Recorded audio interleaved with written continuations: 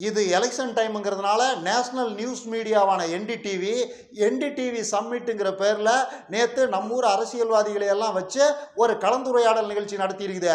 இதில் Tamil Nadu deputy CM Udhayanidhi Stalin, எதிர்க்கட்சி தலைவர் எடப்பாடியார், அப்புறம் சில திமுக அமைச்சர்கள் பிடிஆர், டிஆர்பி ராஜா, மா சுப்பிரமணியன், அப்புறம் மைய தலைவர் கமல்ஹாசன் உட்பட ஏகப்பட்ட பேர் கலந்துக்கிட்டு தங்களோட கருத்துக்களை பப்ளிக்கில் பகிர்ந்துகிட்டு இருக்கிறாங்கன்னு வைங்க.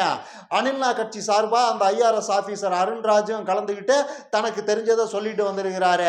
இதுல இன்ட்ரெஸ்டிங்கான மேட்ரே என்னன்னா, இதுல கலந்துக்கும்படி, இந்த நிகழ்ச்சியில கலந்துக்கும்படி என்டிடிவி சார்பா அனில்னாவுக்கு அழைப்பு விடுக்கப்பட்டிருக்குது. ஆனா அவர் அதுல கலந்துக்கல. ஏன்னா அவர் தான் தொடர்நடிகையாச்சு. 5 பைசாவுக்கு சமமாக கூட அரசியல் அறிவு இல்லாத ஒரு கடைஞ்செடுத்த தற்கூரி அரசியல்வாதியாச்சு. அவர் போய் அதுல எப்படி கலந்துக்குவாரு? அதனால அனில்னா ஆரம்பத்திலேயே அதை மறுத்திருக்கிறாரு. நோ, நம்மளால அதுல கலந்துக்க முடியாதுங்க. அது சம்மிட்டில் கலந்துக்கிட்டால் எனக்கு இமீடியட்டாக வாமிட் வந்துருங்க, அதெல்லாம் ஆகாதுங்க.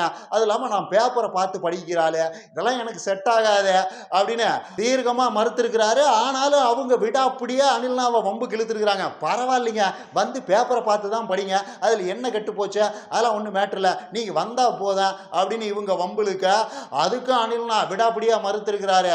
அதே பேப்பரை பார்த்து படிக்கிறதெல்லாம் சரிதான், ஆனால் நான் பேப்பரை பார்த்து படிக்கணும், அதுக்கப்புறம் பஞ்சு டயலாக் எல்லாம் பேசணும்னா அதுக்கு முன்னாடி குறைஞ்சபட்சம் ஒரு அரை மணி நேரமாவது ஒரு 5-6 பேராவது என்னை புகழ்ந்து பேசினேன். அந்த மாதிரி ஏற்பாடுலாம் அங்கே இருக்க வாய்ப்பு இல்லை.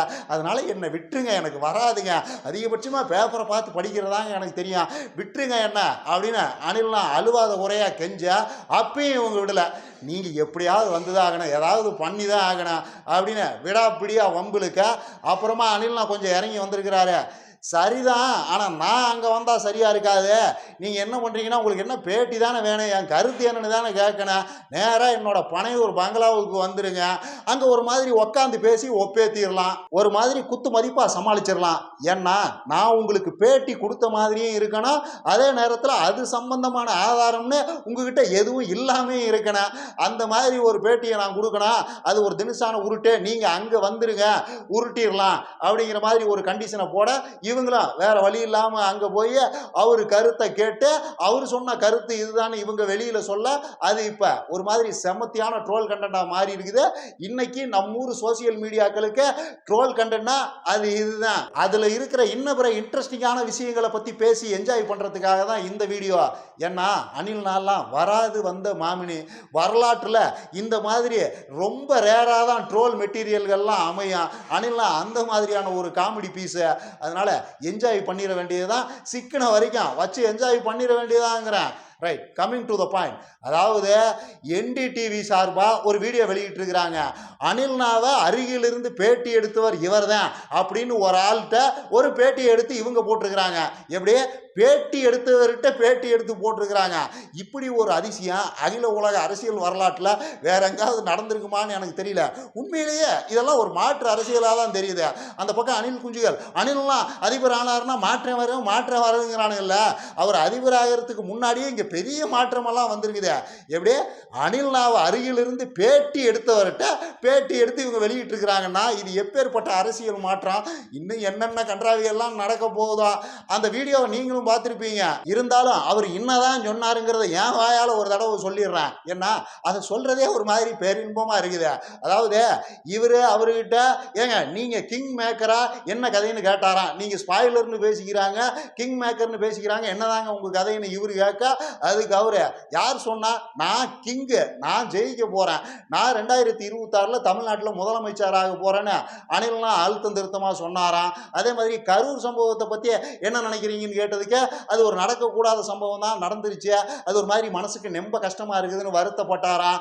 ஜனநாயகன் பட பஞ்சாயத்தை பத்தி உங்களோட கருத்து என்னன்னு கேட்டதுக்கு இதெல்லாம் நான் எதிர்பார்த்தது தான், அரசியலுக்கு வந்தா இந்த மாதிரியான அடக்குமுறைகள்லாம் இருக்குங்கிறத நான் எதிர்பார்த்தது தான், அதனால இதெல்லாம் ஒரு மேட்ரே கிடையாது. என்ன அந்த படத்தோட ப்ரொடியூசரை நினைச்சா தான் ஒரு மாதிரி மனசுக்கு ரொம்ப கஷ்டமா இருக்குது அப்படிங்கிற மாதிரி சொன்னாராம். அப்புறம் கட்டம் கடைசியா நான் இந்த 3 மாசத்துக்கு அரசியல் பண்றதுக்காகலாம் வரல, அடுத்த 30 வருஷத்துக்கு அரசியல் பண்றதுக்காக வந்திருக்கிறேன், இந்த ஒரு ஒரு எலெக்ஷன் மட்டும் என் டார்கெட் கிடையாது. என்னுடைய கோல்ங்கிறது ரொம்ப தூரம் அரசியலில் பயணம் பண்ணுறது, இமீடியட்டாலாம் என் அரசியல் வாழ்க்கை முடிஞ்சிடும்லாம் நினச்சிக்காதீங்க, என்னுடைய இலக்கே வேற அப்படிங்கிற மாதிரி எல்லாம் சொன்னாராம். இதுதான் அவரு சொன்னதா இவர் சொன்ன விஷயம். இது எப்பயுமே அனில் நான் சொல்கிறேன் இத்து போன பீத்த கதை தான் வைங்க. இதைத்தான் ஏகப்பட்ட தடவை சொல்லிட்டாப்லையே, கெரியரின் உச்சத்தை உதறிட்டு வரேன்னு உருட்டி தள்ளிட்டாரு. அதனால இதில் நாம் பேசுறதுக்கு இன்ட்ரெஸ்டிங்கான விஷயம்னு எதுவும் கிடையாது. இதை தாண்டி இதில் பல இன்ட்ரெஸ்டிங்கான விஷயம் இருக்குது. அதாவது NDTVக்கு விஜய் பேட்டி கொடுத்துருக்கிறாரு அப்படின்னு ஒரு நியூஸ் கசிய விடப்பட்ட போதே இமீடியட்டாக அந்த பக்கம் அனில் குஞ்சுகளுக்கு ஆறுகச கதை சொல்கிறவங்க இருக்கானு இல்லையா, அவனுக்கெல்லாம் களத்தில் இறங்கிட்டானுங்க, வியாபாரம் பார்க்க ஆரம்பிச்சிட்டானுங்க. அந்த காரிய கிருக்கணுங்கெல்லாம் இமீடியட்டாக களத்தில் இறங்கிட்டானுங்க. இன்ஸ்டாகிராமையெல்லாம் அதிர விடுறானுங்க. தளபதி அந்த பஞ்சு டைலாக்கை பேசும்போது அவர் முகம் எப்படி இருக்குதுங்கிறத பார்க்கணும். அதுக்காக தான் வெயிட் பண்ணிக்கிட்டு இருக்கிறேன். நான் தான் கிங்க்குன்னு அவர் சொல்லும்போது அவருடைய அந்த எக்ஸ்பிரஷனை என்ஜாய் பண்ணணும். அதுக்காக தான் நான் வெயிட் பண்ணிக்கிட்டு இருக்கிறேன்னு ஏகப்பட்ட வீடியோக்களை இறக்கி தள்ளிக்கிட்டு இருக்கிறானுங்க. தீவிர தளபதி வெறியனாக இருந்தால் கமெண்ட் பண்ணுங்க. நீங்களும் அந்த வீடியோவுக்கு தானே வெயிட் பண்ணுறீங்க, தளபதியுடைய அந்த முதல் இன்டர்வியூவை பார்க்கணும்னு தானே வெயிட் பண்ணிக்கிட்டு இருக்கிறீங்க அப்படின்னு அனில் குஞ்சுகளை உசுப்பேத்துற வேலையை அவனுக்கு பேரலாக செஞ்சுக்கிட்டு இருக்கிறானுங்க. இதில் இன்ட்ரெஸ்டிங்கான ட்விஸ்டே என்னன்னா, அனில்னா 2 முக்கியமான கண்டிஷன்களை போட்டு தான் அந்த இன்டர்வியூவை கொடுத்துருக்கிறாரு. இவனுங்களுக்கு அந்த ஆர்கசம் எந்த காலத்துலையும் கிடைக்க போறதில்ல. அவருடைய இன்டர்வியூவை, அவர் பஞ்சு பேசுகிற இன்டர்வியூவை இவனுக்கு பார்க்க போகிறதே கிடையாது. அனில் முக்கியமாக 2 கண்டிஷனில் போட்டிருக்கிறாரு. ஒன்று, இந்த பேட்டியை நீங்கள் வீடியோ எடுக்கவே கூடாது. 2வதா, உருப்படியான கேள்வின்னு எதையும் கேட்கக்கூடாது. நீங்கள் என்ன கேட்குறீங்களோ அதுக்கெல்லாம் என்னால் பதில் சொல்ல முடியாது. எனக்கு என்ன தெரியுமோ அதைத்தான் நான் சொல்லுவேன், அதைத்தான் நீங்கள் கேள்விகளாக கேட்கணும் அப்படிங்கிற இந்த 2 கண்டிஷன்களின் பேரில் தான் அந்த அசம்பாவிதமே நடந்து முடிஞ்சிருக்குது. இதை அப்படியே மறைச்சு அவனுங்களை அணில்களை உசுப்பேத்தி விட்டுக்கிட்டு இருக்கிறானுங்க. அவனுங்களுக்கு எந்த காலத்துலேயும் அந்த வீடியோ கிடைக்க போகிறதே இல்லை. ஏன்னா அங்கே தான் விஜய் நான் கண்டிஷன் போட்டிருக்கிறாரு, கேமரா லைட்டுன்னு எதையாவது என் பங்களாக்குள்ளே பார்த்தேன், வெறிநாயை அவுத்து விட்டுருவோம் பார்த்துங்க, வேற மாதிரி ஆயிரும் பார்த்துக்கங்கன்னு NDTVக்கு கண்டிஷனை போட்டு தான் அவரு இன்டர்வியூக்கு உண்டான அனுமதியை கொடுத்துருக்கிறாரு. இவனுங்க இந்த பக்கம் இப்படி உருட்டிக்கிட்டு இருக்கிறானுங்க. என்னத்தை சொல்றது?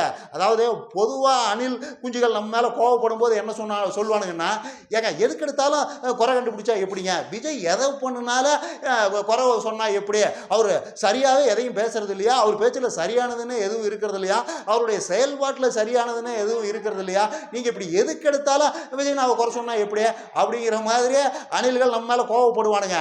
அந்த குருட்டு கூந்தலாளர்கள்ட்ட நான் என்ன கேட்குறேன்னா, ஏண்டா இதெல்லாம் ஒரு வேலையாடா, இந்த இத்து போன பீத்த கதையை நம்ம இதுக்கு முன்னாடி கேட்டதே இல்லையா, இவர் ஆட்சியை பிடிக்கிறதும் கரூர் சம்பந்தமான இவரோட கருத்தான் இந்த ஜனநாயகன் பஞ்சாயத்தெல்லாம் நம்ம கேட்டதே இல்லை.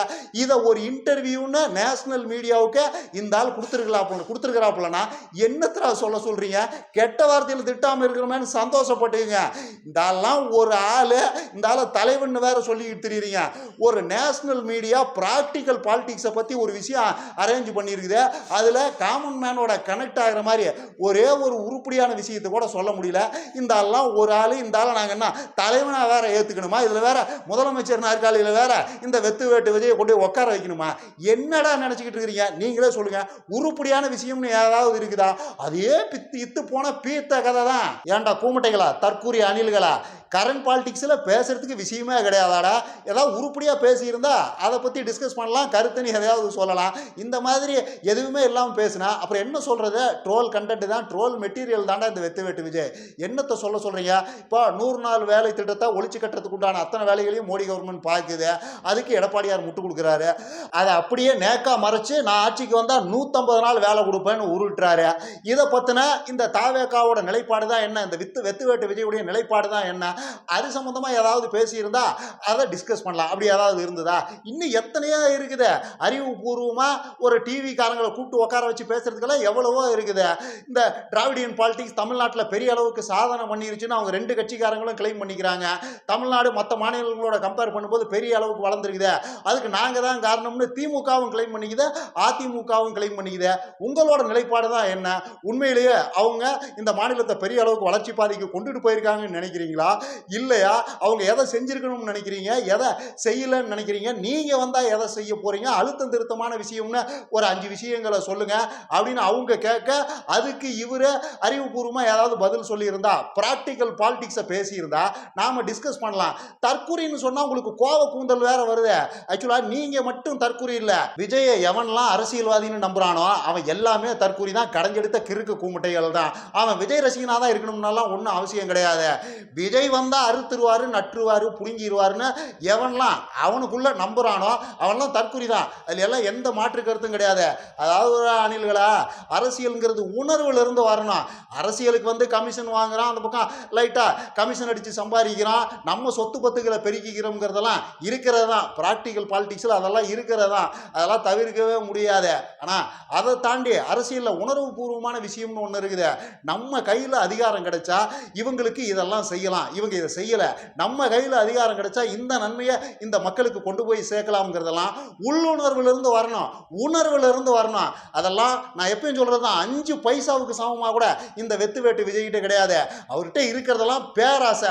எப்படியாவது அந்த முதலமைச்சர் நாற்காலியில் போய் உக்காந்துடணும், அந்த அதிகார போதையை என்ஜாய் பண்ணி பார்த்துடணும். எப்படி சினிமாவில் உச்சத்தை தகட்ட பார்த்தோமோ அதே மாதிரி அரசியல்லையும் அதிகார போதையை என்ஜாய் பண்ணி பார்த்துடணும். தமிழ்நாட்டோட உச்சபட்ச அதிகாரமான அந்த முதலமைச்சர் பதவியை என்ஜாய் பண்ணி பார்த்துடணும் அப்படிங்கிற சுயநலத்தை தவிர வேற ஒரு கூந்தலும் கிடையாது. அரசியல்ங்கிறது உணர்வுல இருந்து வந்திருந்தா இப்படி இந்த NDTV எல்லாம் ஒரு அரசியல்வாதி அப்படி அழகாக பயன்படுத்திக்குவான். அங்கே கூப்பிட்டு உட்கார வச்சு இந்தியாவுக்கே கன்வே பண்ணுற மாதிரியான மெசேஜ்களை, ஏகப்பட்ட மெசேஜ்களை அந்த நியூஸ் சேனல் வழியாக பார்வேர்டு பண்ணி விட்டுருப்பான். அவன் தான் உணர்வு பூர்வமான அரசியல்வாதி. அரசியலில் ஊழல் திருட்டுங்கிறதெல்லாம் இருக்கிறது தான், அதை தாண்டி உணர்வுங்கிறது ரொம்ப முக்கியம். திரும்பவும் சொல்கிறேன், இந்த வெத்து வேட்டு விஜய்கிட்ட, இந்த கொடூரமான விஜய்கிட்ட அதெல்லாம் எதுவுமே கிடையாது. அப்படி இருந்தால் இப்படி ஒரு நியூஸ் சேனல்கிட்ட இப்படி ஒரு இத்து போன பீத்த கதையை மட்டும் பேசி அந்த ஆள் விரட்டி விடுவானா? நீங்களே சொல்லுங்க. 100 விஷயங்களை பப்ளிக்கு கன்வே பண்ணுறதுக்கு உண்டான வாய்ப்பு இது. 100 இல்லைன்னா கூட 10 விஷயங்களை நச்சுன்னு பப்ளிக்கு கன்வே பண்ணி விட்டுருப்பான் ஒரு ப்ராப்பரான அரசியல்வாதி. உணர்வு பூர்வமான அரசியல்வாதியாக இருந்திருந்தா, உணர்வில் இந்த மக்களுக்கு ஏதாவது செய்யணுங்கிற எண்ணம் இருந்திருந்தா 100 இல்லைனாலும் 10 மெசேஜ்களையாவது பளிச்சுன்னு கன்வே பண்ணி விட்டுருப்பான். அதெல்லாம் எதுவும் கிடையாது, நான் முதலமைச்சராக போகிறேன், அவ்வளோதான், இதான் நியூஸ், எழுதிட்டு போ அப்படின்னு ஒரு அரசியல்வாதி ஒரு நியூஸ் சேனலை விரட்டி விட்றான்னா அவனை என்னன்னு புரிஞ்சுக்கிறது? நீங்களே சொல்லுங்க. இதில் விஜய் ஏதாவது சொல்லிட்டா உங்களுக்கு கோவ பூந்தல் வேற வருது. அறிவுன்னு ஏதாவது இருக்குதா இல்லையா? என்னத்தை சொல்றது? அதுலேயும் இந்த டிவி விவாதங்களில் அணில் ஆதரவாளர்கள் உட்காந்துக்கிட்டு முட்டு கொடுக்குறானுங்க பாருங்க, அவனுங்களெல்லாம் எதில் அடிக்கிறதுன்னு தான் எனக்கு தெரியல. காலில் இருக்கிறத கலட்டி அடித்தா அதுக்கு தான் கேவலம். அந்தளவு கூட ஒர்த்து பீஸு கிடையாது. யோ, என்னையே சும்மா இத்து போன கதையிலேயே சொல்லிக்கிட்டு இருக்கிறீங்க. என்னதாயா பண்ண போகிறீங்க நீங்கள்? இன்னைக்கு வரைக்கும் நாங்கள் ஆட்சிக்கு வந்து இதைத்தான் பண்ண போகிறோம்னு உருப்படியாக ஒரு விஷயத்தை நீங்கள் சொல்லியிருக்கீங்களா? என்னையா பித்தலாட்டம், என்னையா அது அயோக்கியத்தனம்னு கேட்டால் அவனுக்கு அதுக்கு என்ன முட்டு கொடுக்குறானுங்கன்னா தேர்தல் அறிக்கையில் சொல்லுவான். எதுக்காக அவசரப்படுறீங்க? அதான் தேர்தல் அறிக்கைன்னு ஒன்று தயார் பண்ணிக்கிட்டு இருக்கிறோம்ல, அதில் சொல்லுவோம் நாங்கள் என்ன செய்ய போகிறோம்னு அப்படின்னு பேசிக்கிட்டு இருக்கிறானுங்க. என்னத்தை சொல்கிறது? இதெல்லாம் சிரிக்கிறதா அழுகிறதான்னு எனக்கு தெரியல. என்னதான் இந்த வெத்து வேட்டு கும்பல் தமிழ்நாட்டை பற்றி நினச்சிக்கிட்டு இருக்குது, இல்லை நம்மளை பற்றி நினச்சிக்கிட்டு இருக்குதுன்னு எனக்கு புரியலை. அதாவது தேர்தல் அறிக்கை எப்போ கொடுப்பாங்க? எலெக்ஷனுக்கு ஒரு 15-20 நாளைக்கு முன்னாடி கொடுப்பாங்க. அப்போ வந்து நாங்கள் இதை செய்ய போகிறோன்னு இவனுங்க சொல்லுவாங்களாம். உடனே ஓட்டணுமா இந்த வெத்து வேட்டு கும்பலை கொண்டு போய் அதிகாரத்தில் உட்கார வைக்கணுமா? என்னடா நினச்சிக்கிட்டீங்க? தமிழ்நாடு என்ன அந்த அளவுக்கா கேவலம் கட்டு போச்சு? நாங்களாம் என்ன அந்த அளவுக்கா கேடு கட்டு போயிட்டோம்? ஏடா தற்குறிகளா, கூறுகட்ட கூமட்டைகளா, விஜய்கிட்ட போய் இப்படி ஒரு டைரக்டர் பேச முடியுமாடா? சார், உங்கள் படத்தில் எல்லாம் இருக்குங்க சார். சினிமா, ஃபைட்டு, பஞ்சு டைலாகு, எமோஷனு, சோகம், சென்டிமெண்ட்டு எல்லாம் இருக்குங்க சார். லேடிஸ் சென்டிமெண்ட் வரைக்கும் அத்தனையும் இருக்குங்க சார். அவ்வளோதான் சார், அதுக்கு மேலே எந்த டீட்டெயிலும் கேட்காதீங்க சார். ஷூட்டிங்க்கு முதல் நாள் தான் சார் கதை சொல்லுவேன், நீங்கள் நேராக அங்கே வந்துருங்க சார் அப்படின்னு சொன்னால் உடனே அந்த டேரக்டருக்கு கால் சீட்டை கொடுத்து அந்த படத்தை புக் பண்ணிவிட்டு நேராக ஒரு ஷூட்டிங்க்கு போயிடுவாராடா. ஏடா நினச்சிட்டு இருக்கீங்க போயிடுவாரான்னு? விஜய் 100 கேள்வி கேட்பாப்புல, அதை 1000 தடவை திரும்ப சொல்லி கன்வின்ஸ் பண்ணணும். 100 கேள்விக்கும் ஒவ்வொரு கேள்விக்கும் 10 தடவை 20 தடவை டேரக்டர் பதில் சொல்லி கன்வின்ஸ் பண்ணால் மட்டும்தான் விஜய் கால் சீட்டு கிடைக்கும். எத்தனை டேரக்டருக்கு பப்ளிக்கில் வந்து சொல்லியிருக்கிறாங்க. விஜய் எல்லாம் வெளியிலிருந்து யாரும் கன்வின்ஸ் பண்ண முடியாதுங்க, அவர் அளவில் கன்வின்ஸ் ஆனால் மட்டும்தான் கால் சீட் கொடுப்பாப்புல அப்படின்னு எத்தனை டேரக்டர் சொல்லியிருக்கிறாங்க. அவருக்கு அவர் வாழ்க்கை முக்கியம். அவர் ஒரு படம் எடுக்கிறதுனா அத்தனையும் அலசி ஆராய்வார், ஆயிரக்கணக்கான கேள்விகளை கேட்பார். அத்தனை வகையிலையும் கன்வின்ஸ் ஆனால் மட்டும்தான் அவர் கால் சீட் கொடுப்பாரு, சினிமா ஷூட்டிங்க்கு போவார். ஆனால் நாமெல்லாம் குருட்டு கூந்தலானுங்க, ஏமாளிக தானே, இழிச்சவாயனுங்க தானே. தேர்தலுக்கு ஒரு 10 நாளைக்கு முன்னாடி நான் அதை செய்ய போகிறேன்னு எதையாவது சொல்லுவாங்க, உடனே அதிகாரத்தில் கொண்டு இவங்களை உட்கார வச்சிடணும், ஓட்டு போட்டு தள்ளிடணும். என்னடா நான் தான் திரும்ப கேட்குறேன், என்னதான் நினச்சிக்கிட்டு இந்த வெத்து வேட்டு அணில் இருக்கிறாப்புல நீங்களாம் அந்த பொச்சை பிடிச்சிக்கிட்டே திரியுறீங்க அந்த ஆள் பின்னாடியே, எனக்கு புரியல. இதுல இன்னொரு முக்கியமான விஷயத்தையும் சொல்லணும். அதாவது அதிமுகவே இன்னைக்கு தேதிக்கு பப்ளிக்கை பார்த்து பயப்படுது. எடப்பாடியார் ஏர்லியராகவே தன்னோட தேர்தல் வாக்குறுதிகள்னு சில விட்ட சொல்றாருல, அதெல்லாம் என்னங்கிறீங்க? அதிமுகவே மக்களை பார்த்து பயப்படுது. அதிமுக பெரும்பாலும் மக்களை பார்த்து பயந்ததே இல்லை. திமுகவை திட்டினா போதும் நம்மளை ஆட்சி அதிகாரத்தில் உட்கார வச்சிருவாங்கன்ற அந்த நம்பிக்கையெல்லாம் அவங்களுக்கு இருக்கும். அது பல நேரங்களில் ஒர்க் அவுட் ஆகி இருக்குது. ஆனால் அப்பேற்பட்ட அதிமுகவே இப்போ பயப்படுது. எப்பயுமே அதிமுகவின் தேர்தல் வாக்குறுதிகள்ங்கிறது திமுகவோட காப்பி பேஸ்டாக தான் இருக்கும். அவங்க சொல்றதை காப்பி பேஸ்ட் பண்ணி அதில் மானிய தேனைய பொன்மானியை போட்டு இதுதான் எங்கள் தேர்தல் வாக்குறுதின்னு அவங்க கொடுப்பாங்க. பல நேரங்களில் அது ஒர்க் அவுட்டும் ஆகிருக்குது. அவங்க ஜெயிச்சு இருக்கிறாங்க. ஆனால் அந்த மெத்தேடு இந்த தடவை ஒர்க் அவுட் ஆகாதுன்னு எடப்பாடியாருக்கு தெளிவாகவே புரிஞ்சிருக்குது. நாம ஜெயலலிதா கிடையாது, ஜெயலலிதாவை நம்பின மாதிரி மக்கள் நம்மளை நம்ப மாட்டாங்க அப்படிங்கிறதெல்லாம் அவருக்கே புரிஞ்சிருந்ததுனால தான், மக்கள் மேலே அவருக்கே ஓரளவுக்கு பயம் இருக்கிறதுனால தான் ஏர்லியராக என்னோட தேர்தல் வாக்குறுதிகள்னு சில விஷயத்த அவர் சொல்லியிருக்கிறாரு. ஏர்லியராக அவங்க களத்தில் ஒர்க் பண்ணிக்கிட்டும் இருக்கிறாங்க. 32 வருஷம் தமிழ்நாட்டை ஆண்ட அதிமுகவே பப்ளிக்கை பார்த்து பயப்படுது. ஆனால் இவங்க அன்னைக்கு தான் நொட்டு வாங்குறாங்க. என்னத்தை சொல்றது, ஒரு தொகுதியில் இவனுங்கெல்லாம் டெபாசிட் வாங்கிட்டா கூட அது ஒட்டுமொத்த அரசியலுக்கும் கேவலம், ஒட்டுமொத்த தமிழ்நாட்டு மக்களுக்கும் அவமானம். அவ்வளோதான். இன்னும் நிறைய பேசலாம். லைக் பண்ணுங்க, ஷேர் பண்ணுங்க, கமெண்ட் பண்ணுங்க, மறக்காம சப்ஸ்கிரைப் பண்ணிருங்க.